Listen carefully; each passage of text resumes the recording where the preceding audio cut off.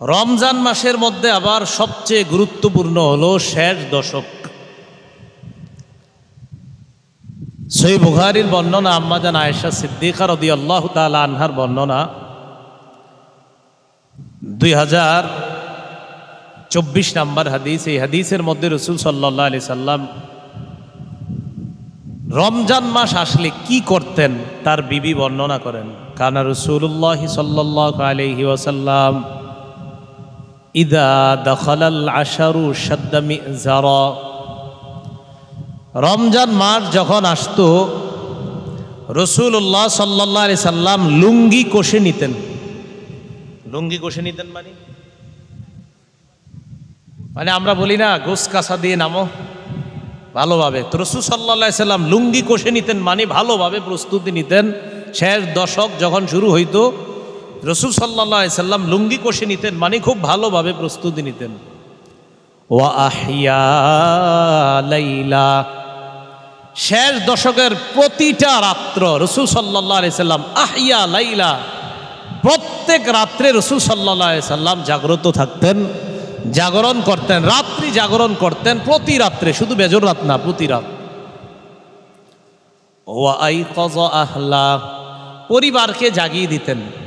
তাহলে রমজানের শেষ দশক শুরু হলে রাসূল লুঙ্গি কষে নিতেন, নিজে রাত্রি জাগরণ করতেন, পরিবারকে জাগিয়ে দিতেন। এজন্য আমরা রমজানের এতটুকু পর্যন্ত যতটুকু আমল করেছি না করেছি, এখন থেকে শেষ পর্যন্ত আমল আরো বাড়িয়ে দিব, আর শেষ দশকে আরো বাড়িয়ে দিব ইনশাআল্লাহ। শেষ দশকের মধ্যে গুরুত্বপূর্ণ একটা রাত লাইলাতুল কদর, কদরের রাত। কদরের রাত্রির ব্যাপারে রাসূল সাল্লাল্লাহু আলাইহি সাল্লাম বলেন, সহিহ বুখারীর 35 নম্বর হাদিস, قال رسول الله صلى الله عليه وسلم من يقم ليلة القدر إيمانا واحتسابا غفر له ما تقدم من ذنبه। কোন ব্যক্তি যদি ঈমানের সাথে এবং সওয়াবের আশায় লাইলাতুল কদরে নামাজ পড়ে, জাগ্রত থাকে, ইবাদতে কাটায়, তার আগের গুনাহগুলো মাফ করে দেওয়া হয়।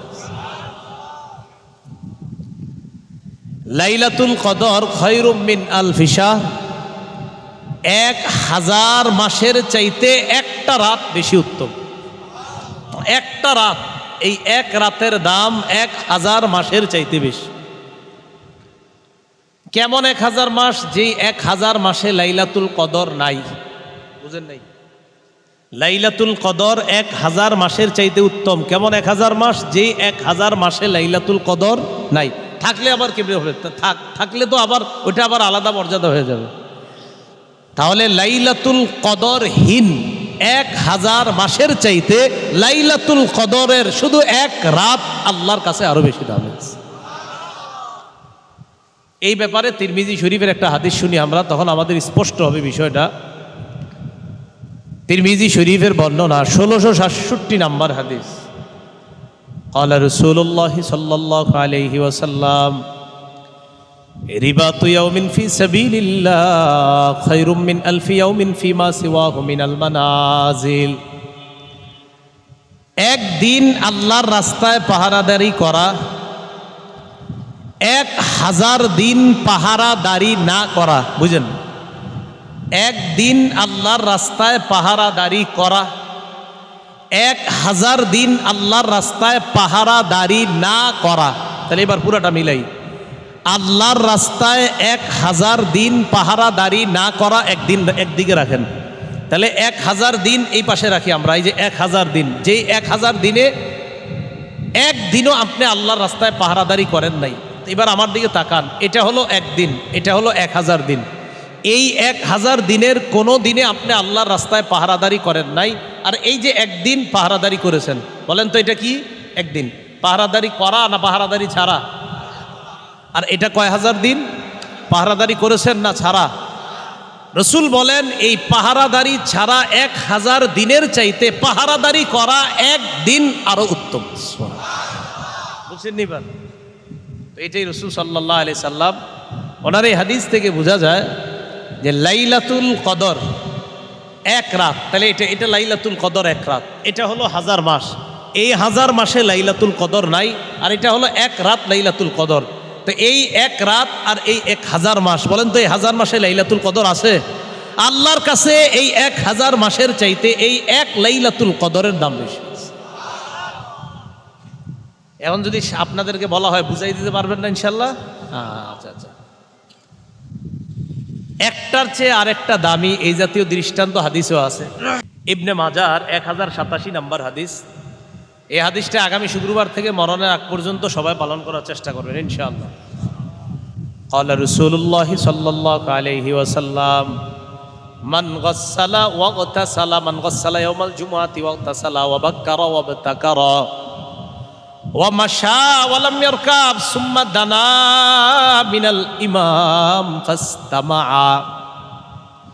রাসূলুল্লাহ সাল্লাল্লাহু আলাইহি সাল্লাম বলেন, জুমার দিন কেউ যদি গোসল করে তাড়াতাড়ি মসজিদের উদ্দেশ্যে রওনা করে, হেঁটে হেঁটে, কিভাবে হেঁটে রওনা করে, বাহনে না চড়ে। তো আপনারা তো মাশাআল্লাহ অনেকে এই সাভার থেকেও মিরপুরে জুমা পড়তে যান, আপনারা হাইটে যাবেন নাকি?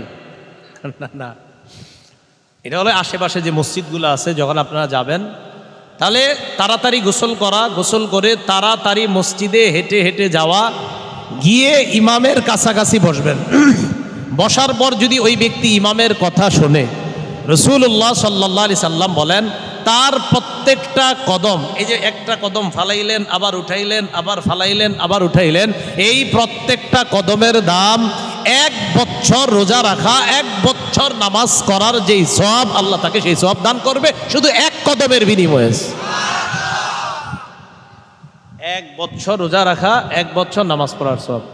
তাহলে আগামী জুমা থেকে দেখা যাবে কারা কারা আগে মসজিদে যায়, ঠিক আছে না? এই জন্য আগে আগে জুমার দিন মসজিদে যাওয়া।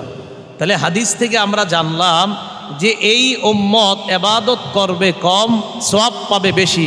বাকিটা প্রতিদিন যে এমন না, এটা মাঝে মাঝে আল্লাহ অফার দেয়। রমজান মাসে লাইলাতুল কদর, জুমার দিন সপ্তাহের মধ্যে এই অফারগুলো আমরা পাই। তো এই উম্মত হায়াত পায় কম, কিন্তু এই উম্মত ইবাদত কিছু কিছু দিন যদি করে, তো অতীতের উম্মত যদিও 1000 বছর হায়াত পায়, 500 বছর হায়াত পায়, এই উম্মত সামান্য মুহূর্ত ইবাদত করে অতীতের উম্মতের 500 বছরের সওয়াব এই উম্মত সামান্য মুহূর্তে নিয়ে যেতে পারে। কথাগুলো বুঝে আসছে সবার? তাহলে এই জন্য শেষ দশকে লাইলাতুল কদর এটা পাওয়ার আশায় আমি আপনাদের কাছে আবদার রাখব, শেষ দশকের প্রতি রাত আমরা জাগ্রত থাকবো ইনশাআল্লাহ। এক তো লুঙ্গি কষে নেওয়া মানে প্রস্তুতি নেওয়া, 2 নাম্বার নিজে জাগ্রত হওয়া, 3 নাম্বার পরিবারকে জাগিয়ে দেওয়া। রমজানে আপনারা মা বোনদেরকে ইবাদত করার সুযোগই দেন না, ইফতারি আর সাহরি বানানোর পিছনে এত বেশি তাদেরকে ব্যস্ত রাখেন, এই বেচারীরা যে ইবাদত করবে, ইবাদত করার কোনো সুযোগ পায় না। এজন্য আমরা মা বোনদেরকেও সাহরি এবং ইফতারির সময় একটু ইবাদত করার সুযোগ করে দিব। খুব মনোযোগ দিয়ে শোনেন, গুরুত্বপূর্ণ কিছু কথা বলব। লাইলাতুল কদর কবে বলেন তো? কি বললাম? কবে? 6টা জবাব মনে রাখবো আমরা। 1 নাম্বার জবাব, লাইলাতুল কদর রমজানের শেষ দশকের প্রত্যেক বেজুর রাত্রিতে হওয়ার সম্ভাবনা, প্রত্যেক বেজুর রাত্রিতে হওয়ার সম্ভাবনা। 2 নাম্বার জবাব, 21তম রজনীতে লাইলাতুল কদর হবে। কততম রজনীতে? হতে পারে আল্লাহ চাইলে। 3 নাম্বার জবাব, 23তম রজনী। কতম রজনী? 4 নাম্বার জবাব, 24তম রজনী। কততম? এটা একটু নতুন নতুন, 24তম রজনী। 5 নাম্বার জবাব, 25তম রজনী। 6 নাম্বার জবাব, 27 এবং 29তম রজনী। তাহলে 21, 23, 24, 25, 27, 29, 6টা রাত। কয়টা রাত? রমজানের এই শেষের 6 রাত, আর বাকি ধরে নেন আরও 3 রাত বা 4 রাত, মোট 10 রাত। যদি রমজান 29 বা 30-এর উপর ডিপেন্ড করে, আমরা 10টাই ধরি, 10 রাত। যেহেতু 6 রাত আমরা জাগ্রত থাকবো ইনশাল্লাহ, আমরা 10 রাতই জাগ্রত থাকবো। 6 রাত বাকি রইল আর কয় রাত? 4 রাত। তো 4 রাত তো কোনো সমস্যা না, তাহলে 10 রাত আমরা জাগ্রত থাকবো। প্রথম কথা, কেন থাকবো? আমাদের নবী জাগ্রত থাকতেন, তাই থাকবো। তো লাইলাতুল কদর কবে? 1 নাম্বার জবাব, শেষ দশকের প্রত্যেক বেজর রাত্রিতে। প্রত্যেক বেজুর রাত্রিতে যে লাইলাতুল কদর হতে পারে, আম্মা জান আয়েশা সিদ্দিকা রাদিয়াল্লাহু তাআলা আনহার বর্ণনা সহিহ বুখারীর 2017 নম্বর হাদিস। এই হাদিসের মধ্যে আসছে আন্নান নবী সাল্লাল্লাহু আলাইহি ওয়াসাল্লাম قال তাহাররাউ লাইলাতুল কদরি ফিল ভিতরি মিনাল আশারিল আওয়াখির মিন রমাদান। রাসূলুল্লাহ সাল্লাল্লাহু আলাইহি সাল্লাম বলেন, তোমরা রমজানের শেষ দশকের বিজুর রাত্রিগুলোতে লাইলাতুল কদর তালাশ করো। তোমরা রমজানের শেষ দশকের বেজুর রাত্রিতে লাইলাতুল কদর তালাশ করো। এখন আপনাদের কাছে আমার আবদার, আমরা সবাই এই রমজানে শেষ দশকের প্রতিটা বেজুর রাত্রিতেই লাইলাতুল কদরের আশায় জাগ্রত থেকে আল্লাহর কাছে শুধু দোয়া করব, ইবাদত করব, মানে ইবাদতে কাটিয়ে দিব লাইলাতুল কদর পাওয়ার আশায়। তাহলে শেষ দশের প্রতি বেজুর রাত্রে আমরা লাইলাতুল কদর পাওয়ার আশা করব। এ হলো একটা জবাব। দ্বিতীয় জবাব 21তম রজনী, আবু দাউদ শরীফের 1381 নম্বর হাদিস। এই হাদিসের বর্ণনাকারী আব্দুল্লাহ ইবনে আব্বাস রাদিয়াল্লাহু তাআলা আনহুমা। আর আব্দুল্লাহ ইবনে আব্বাস রাদিয়াল্লাহু তাআলা আনহুমা আনিন নবী সাল্লাল্লাহু আলাইহি ওয়াসাল্লাম قال ইলতামিসুহা ফিল আশারিল আওয়াখির মিন রমাদান ফি তাসিআতিন তাবকা। রাসূলুল্লাহ সাল্লাল্লাহু আলাইহি সাল্লাম বলেন, রমজানের শেষ দশকের 9 দিন বাকি থাকতে তোমরা লাইলাতুল কদর তালাশ করো। কয়দিন বাকি থাকতে? 9 দিন বাকি থাকলে কততম রাত হয়? 21তম। শেষ দশকের 9 দিন বাকি থাকতে লাইলাতুল কদর তালাশ করো, তাহলে 21তম রাত। তাহলে প্রথম জবাব প্রতি বেজর রাত। দ্বিতীয় জবাব পাইলাম আমরা 21তম রজনীতে লাইলাতুল কদর হতে পারে। 3 নম্বর জবাব 23তম রাত। মুসলিম শরীফের 2665 নম্বর হাদিস। এই হাদিসের বর্ণনাকারী আব্দুল্লাহ ইবনে উনাইস রাদিয়াল্লাহু তাআলা তিনি বলেন, রাসূলুল্লাহ সাল্লাল্লাহু আলাইহি সাল্লাম ইরশাদ করেন, উরিতু লাইলাতুল কদরি সুম্মা উনসিতুহা। নবীজি বলেন, লাইলাতুল কদর আমাকে দেখানো হয়েছে, লাইলাতুল কদরের ব্যাপারে আমাকে জানানো হয়েছে। সুম্মা উনসিতুহা, এরপর আমাকে ভুলিয়ে দেওয়া হয়েছে, এরপর আমি ভুলে গিয়েছি। লাইলাতুল কদর কবে এটা আমাকে জানিয়ে দেওয়া হয়েছে, অতঃপর আমাকে ভুলিয়ে দেওয়া হয়েছে, আমি ভুলে গিয়েছি। এরপর আল্লাহ নবী বলেন, আরানি সবিহাতাহা আসজুদু ফি মাইন ওয়া তিন। আমি দেখলাম লাইলাতুল কদরের পরের সকালটা এমন, আমি পানি এবং মাটির মধ্যে সেজদা দিতেছি, পানি এবং কাদা মাটির মধ্যে সেজদা দিচ্ছি। নবীজি বলেন, আমাকে লাইলাতুল কদর দেখানো হয়েছে। লাইলাতুল কদরের সকালটা ছিল এমন যে আমি মাটি, কাদামাটি আর পানির মধ্যে সেজদা দিচ্ছি। তাহলে বোঝা গেল লাইলাতুল কদরের রাত্রিটা বৃষ্টিস্নাত রাত ছিল, বৃষ্টি হয়েছে রাতে। সকালবেলা রাসূল সাল্লাল্লাহু আলাইহি সাল্লাম দেখলেন যে আমি মাটি এবং পানির মধ্যে সেজদা দিচ্ছি। বর্ণনাকারী আব্দুল্লাহ ইবনে উনাইস বলেন, আমার মনে আছে, মুতিরনা লাইলাতা সালাসি ওয়া ইশরিনা, এক রমজানে 23তম রজনীতে বৃষ্টি হয়েছে। কততম রজনীতে? ফাসাল্লা বিনা রাসূলুল্লাহ সাল্লাল্লাহু আলাইহি ওয়াসাল্লাম।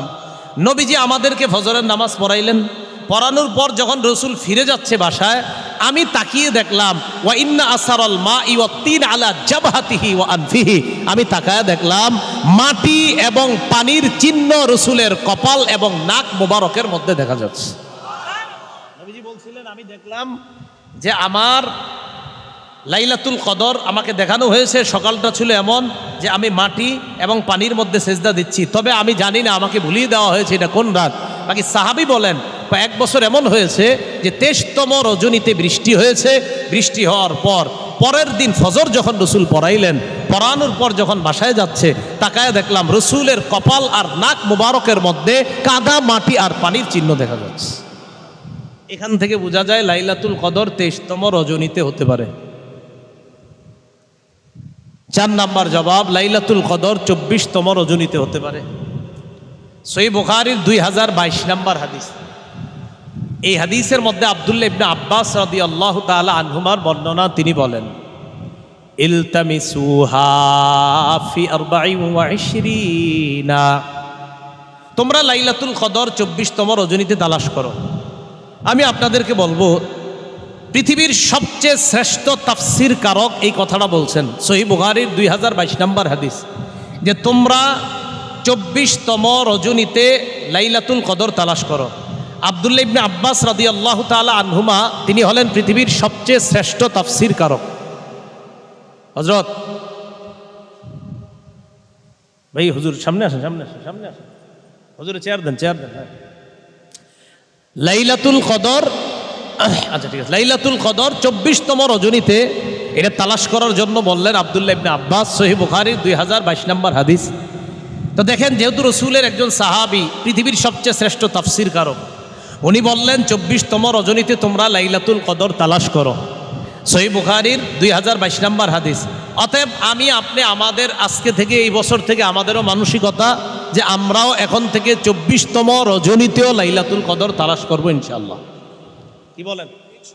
তাহলে 21, 23, 24।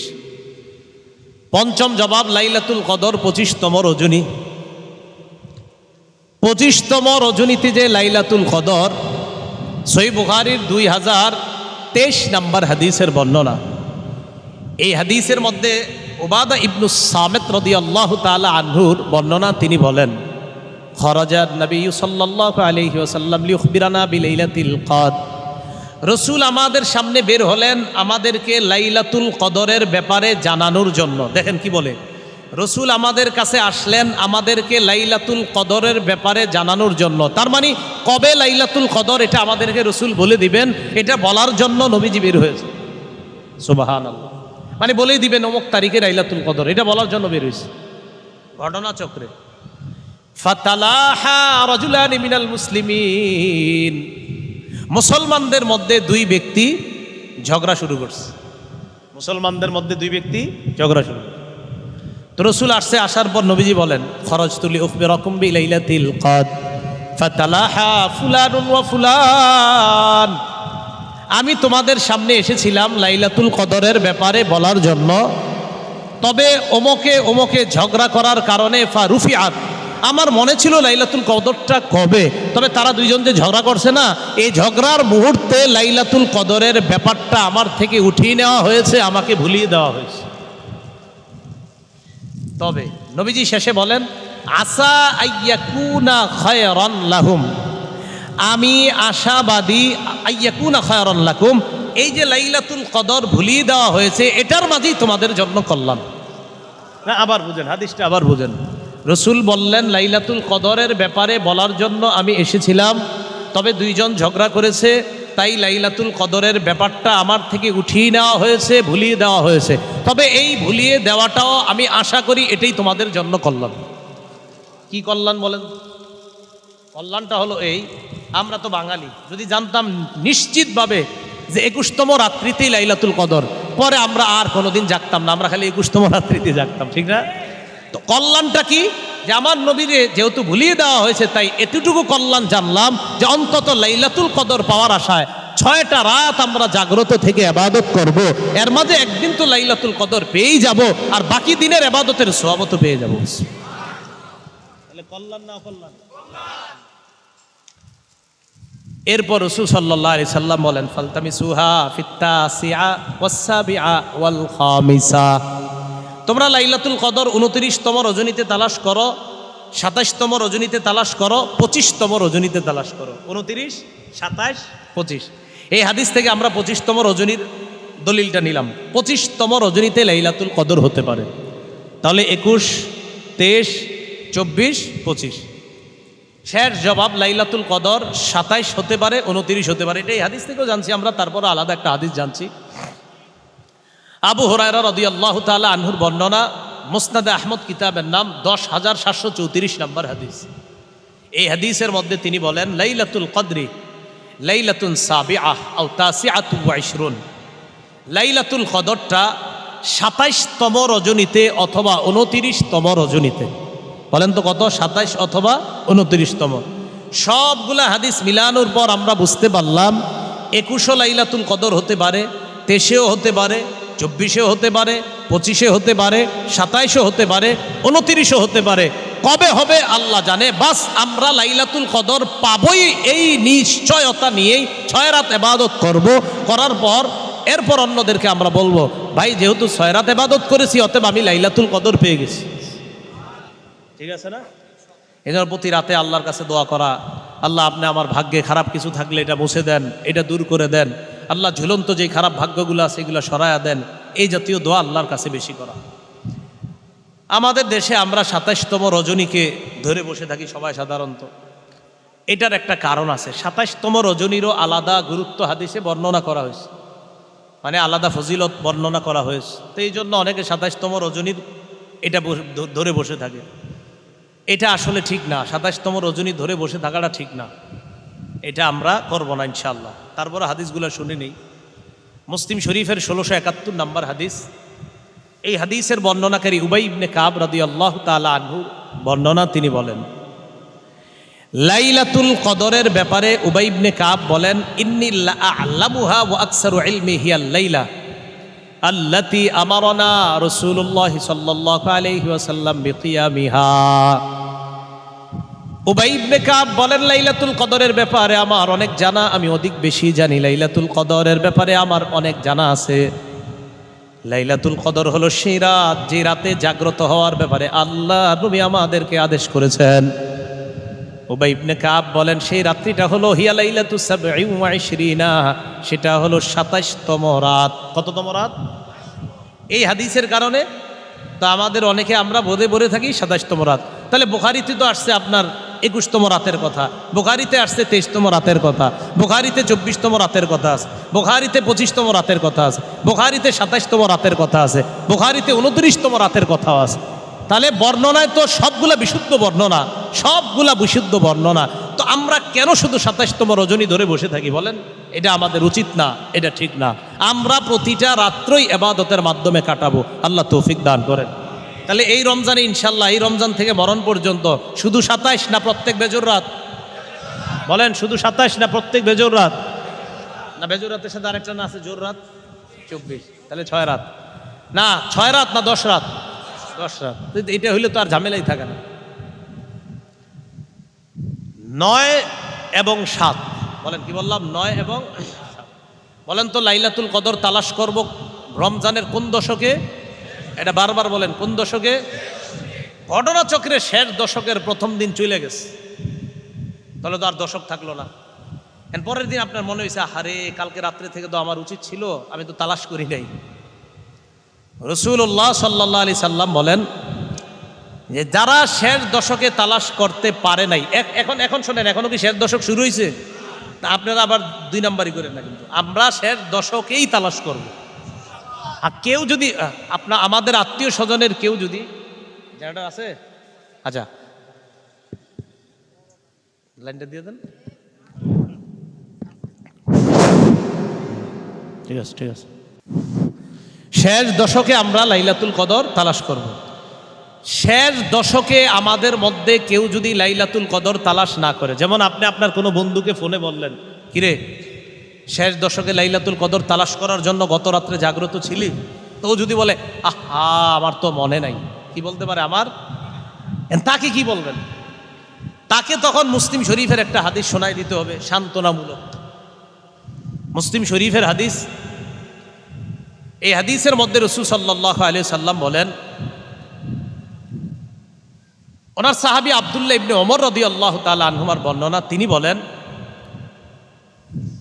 রাসূলুল্লাহ সাল্লাল্লাহু আলাইহি ওয়াসাল্লাম ইরশাদ করেছেন। এটা আব্দুল্লাহ ইবনে ওমরের বর্ণনা। তিনি বলেন, ইলতামিসুহা ফিল আশারিল আওয়াখিরি আও ফিত তিসইল আওয়াখিরি।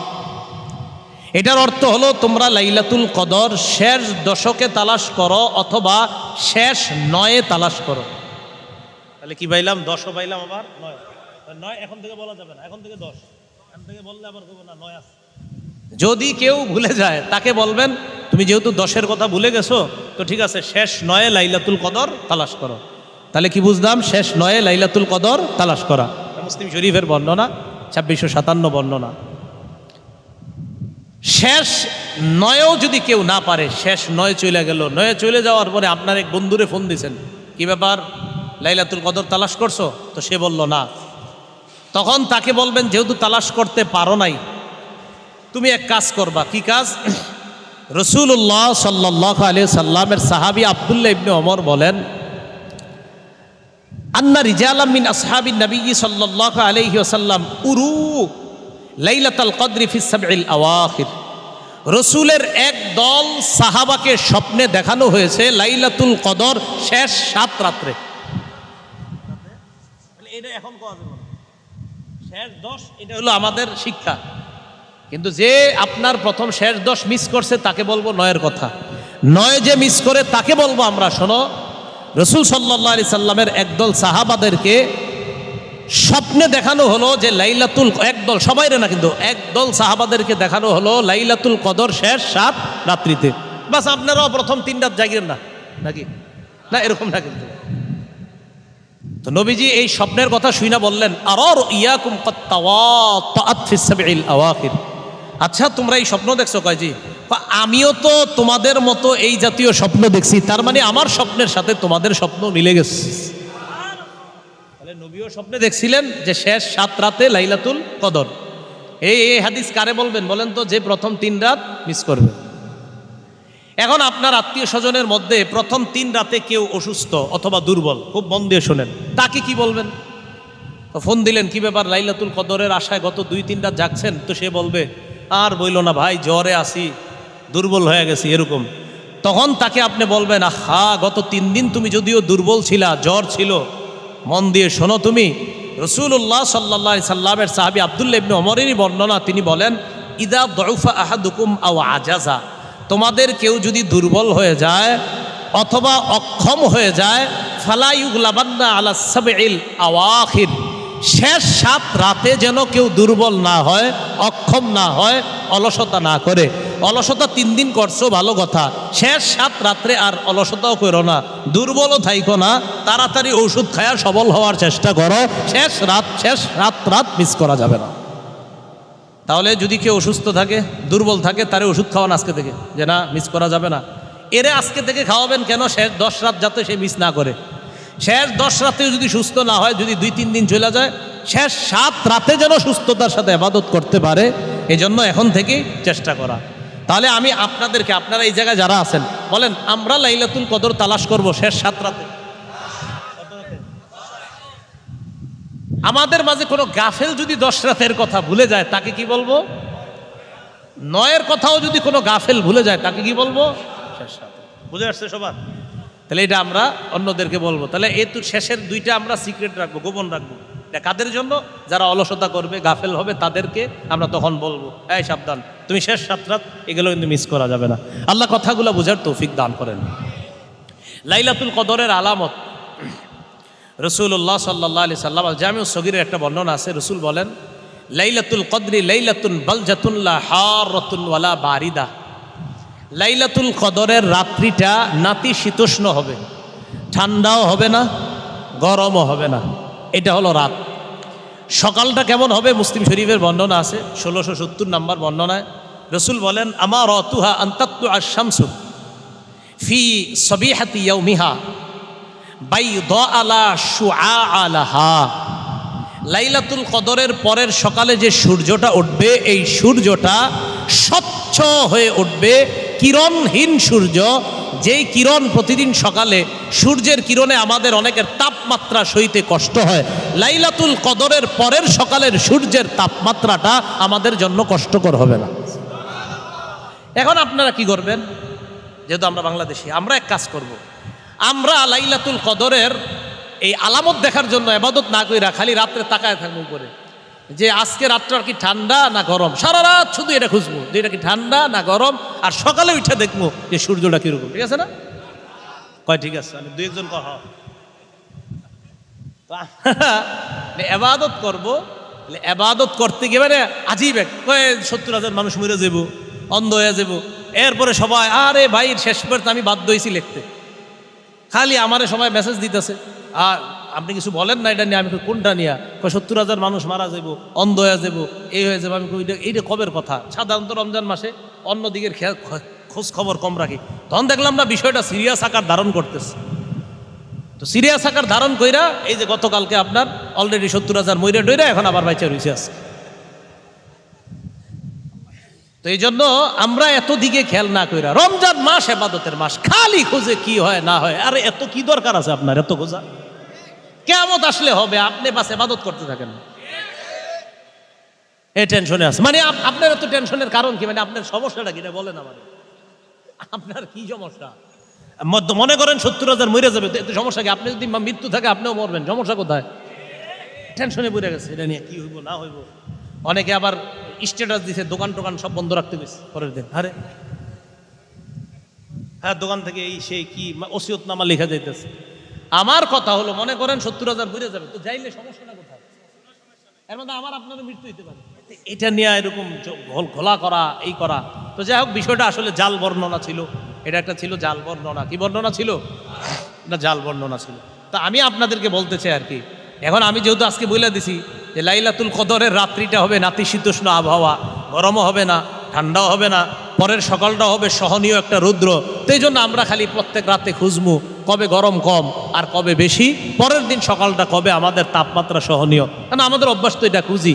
তো এই জন্য খালি ফেসবুকে স্ট্যাটাস শুরু করবেন এখন থেকে, ভাই সবাই খেয়াল রাখবেন কবে রাত্রে ঠান্ডা আর গরম কম হয়, পরের দিন সকালটা কবে এরকম। আমাদের অভ্যাস আর কি, যেটা এই জন্য বললাম। তাহলে আমরা কি ওইটা খুঁজবো না লাইলাতুল কদরে আমরা আল্লাহর কাছে ইবাদত করব? কোনটা? আল্লাহ তৌফিক দান করেন। লাইলাতুল কদরে কি আমল করব, ইবাদত করব, কোনটা বেশি? বলেন আমার সাথে, বলেন ক্ষমা চাইব, বলেন ক্ষমা চাইব। তিরমিজি শরীফের 3513 নম্বর হাদিস, রাসূলুল্লাহ সাল্লাল্লাহু আলাইহি ওয়াসাল্লাম ওনার বিবি আম্মাজান আয়েশা সিদ্দিকা রাদিয়াল্লাহু তাআলা আনহার বর্ণনা, তিনি বলেন, আমি নবীজি সাল্লাল্লাহু আলাইহি ওয়াসাল্লামকে বললাম, হুজুর আমি যদি লাইলাতুল কদর পেয়ে যাই আমি কি আমল করব? তো রাসূলুল্লাহ সাল্লাল্লাহু আলাইহি ওয়াসাল্লাম বললেন, কুলি, তুমি বলবা, আল্লাহুম্মা, পড়েন, ইন্নাকা আফুউন কারীম তুহিব্বুল আফওয়া ফাফু আন্নি। আবার আল্লাহুম্মা ইন্নাকা আফুউন কারীম তুহিব্বুল আফওয়া ফাফু আন্নি। আরবিটা যদি না পারেন বাংলা এইভাবে আল্লাহর কাছে বলবেন, আল্লাহ এই পৃথিবীতে আল্লাহ আমার চেয়ে অপরাধী আর কেউ নাই। আল্লাহ আমি আপনার বান্দা, আপনি আমার রব। আল্লাহ আমার গুনাহের শেষ নাই। আল্লাহ আপনি তো ক্ষমাশীল রব, আমাকে আপনি ক্ষমা করে দেন। আল্লাহ এইভাবে আল্লাহরে বলবেন, আল্লাহ আপনি ক্ষমাশীল রব, আল্লাহ আমি অনেক পাপ করেছি, আমাকে আপনি ক্ষমা করে দেন। আল্লাহ আপনি সম্মানিত রব, আপনি দয়ালু রব, আমাকে আপনি ক্ষমা করে দেন, আমাকে আপনি মাফ করে দেন। এই বাংলাটা বলা যাবে না? লাইলাতুল কদর পাইতে চাই কারা কারা সহজে? সবাই পাইতে চাই আসলে? তাহলে সবাই ইতিকাফে বসেন। লাইলাতুল কদর পাওয়ার সহজ এবং শ্রেষ্ঠ উপায় ইতিকাফ করা। বলেন কি করা? ইতিকাফ করা। লাইলাতুল কদর পাওয়ার সহজ এবং শ্রেষ্ঠ উপায় ইতিকাফ করা। রাসূল সাল্লাল্লাহু আলাইহি সাল্লাম লাইলাতুল কদর পাওয়ার জন্য 30 দিন ইতিকাফ করেন। কয়দিন?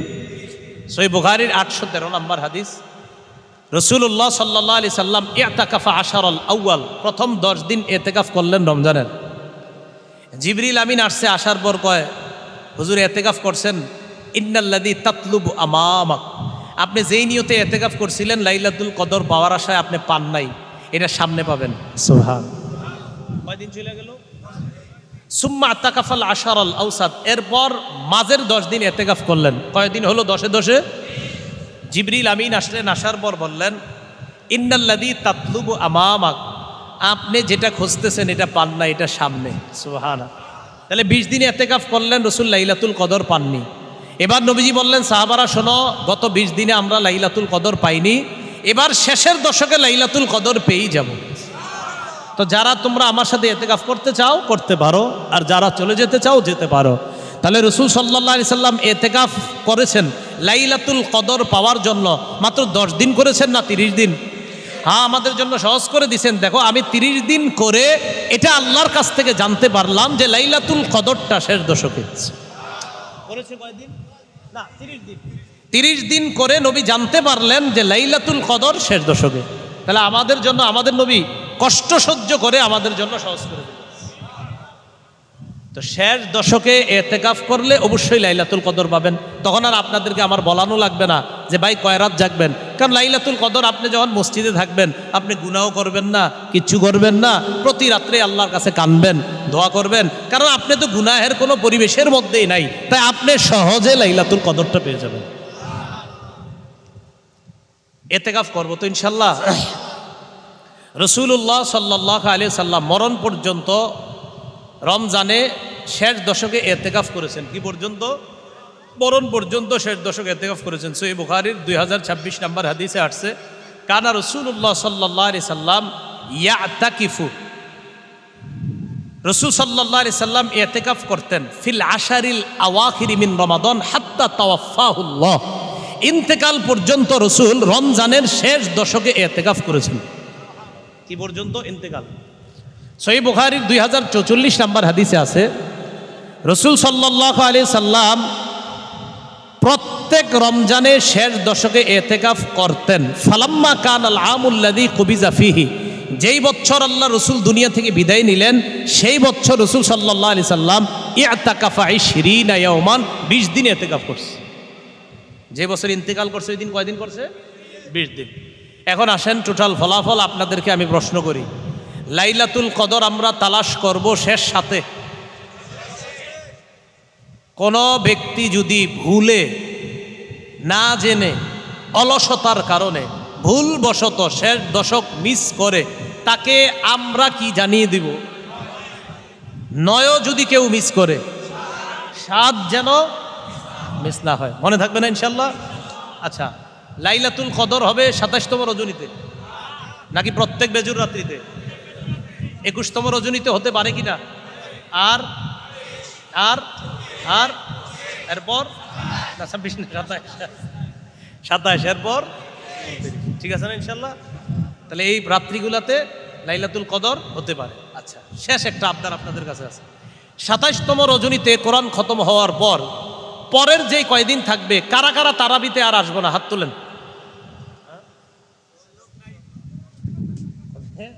তারাবিতে 27তমের পরে আর আসেন, মানে তারাবি শেষ। 27তম রজনীতে তারাবি শেষ, এরপরে আর পড়া লাগবে না। এরকম আছে কিনা? একদম আছে আছে। আমি যেখানে তারাই পড়াই ওখানে আবার আপনার কঠিন নিয়ম। আমি বলি যে 27তম রজনীর পরে, হুজুর আপনি যদি পড়ান তাহলে আপনারা আইলে আমি পড়াবো, আপনি পড়াইলে আমরা আসবো। আমি কই আপনারা আসলে আমি পড়াবো। তখন আমি কি করি, 27তম রজনীর পরের রজনী থেকে আমি তাকায়া দেখি আসে কিনা মুসল্লিরা, তো এরাও দেখে। তো মাশাল্লাহ এই নিয়ম করার পরে তো এখন ওই খতম তারাবিতে যে মুসল্লি হয়, আলহামদুলিল্লাহ সূরা তারাবিতে ওই মুসল্লি হয়, এরা আসে।